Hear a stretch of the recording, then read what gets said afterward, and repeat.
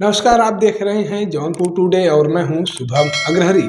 साथियों के साथ सभी को पता है कि पिछले दिनों संभल में जमकर हिंसा और बवाल का मामला सामने आया था। इस बवाल की बात किया जाए तो आपको बता दें कि संभल में एक जामा मस्जिद है और इसी जामा मस्जिद को लेकर हिंदू पक्ष की तरफ से दावा किया गया था कि यह मस्जिद जो है यह श्री हरिहर मंदिर हुआ करता था, जिसे बाद में मुगल आक्रांताओं के द्वारा तोड़कर अतिक्रमण करके मस्जिद के रूप में परिवर्तित कर दिया गया है। और इसी बात का दावा करते हुए हिंदू पक्ष की तरफ से संभल के सिविल कोर्ट सीनियर डिवीजन की अदालत में केस दाखिल किया गया था, जिस पर सुनवाई हुई थी। और सुनवाई के बाद कोर्ट की तरफ से मस्जिद परिसर का सर्वे कराने के लिए आदेश दिया गया था। उसके लिए बाकायदा एक एडवोकेट कमिश्नर का नियुक्ति किया गया था।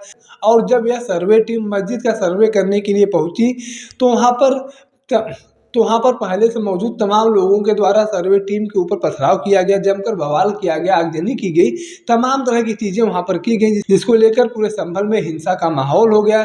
काफ़ी मशक्कत करनी पड़ी, कई पुलिसकर्मी भी घायल हो गए थे। इसी केस को लेकर कल सुप्रीम कोर्ट में भी सुनवाई चल रहा था।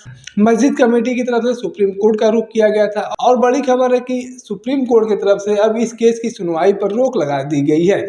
यानी कि संभल के सिविल कोर्ट सीनियर डिवीजन की अदालत में जो केस चल रहा था उस केस पर अब सुनवाई नहीं होगी। साथ ही साथ संभल पुलिस और जिला प्रशासन को सख्त निर्देश दिया गया है कि संभल में जो भी तनावपूर्ण स्थिति बनी हुई है वहाँ पर जल्द से जल्द सुरक्षा व्यवस्था बढ़ाया जाए और जल्द से जल्द वहाँ पर सामान्य स्थिति लाया जाए। जो भी तनावपूर्ण स्थिति बनी हुई है उसे खत्म किया जाए और जो भी संभव हो, चाहे वह सुरक्षा कर्मियों को बढ़ाकर, चाहे वह किसी भी तरीके से वहाँ पर तनावजनक स्थिति को कम किया जाए और सामान्य हालात किए जाए। यानी कि यूँ कहा जाए तो सुप्रीम कोर्ट ने यह साफ कर दिया है कि अब इस केस की संभल सिविल कोर्ट में सुनवाई नहीं की जाएगी। और सुप्रीम कोर्ट की तरफ से इस बात का भी जिक्र किया गया है कि इस केस की सुनवाई तब तक नहीं की जाएगी सिविल कोर्ट में जब तक कि मस्जिद कमेटी की तरफ से हाई कोर्ट में केस फाइल नहीं किया जाता है। अगर हाई कोर्ट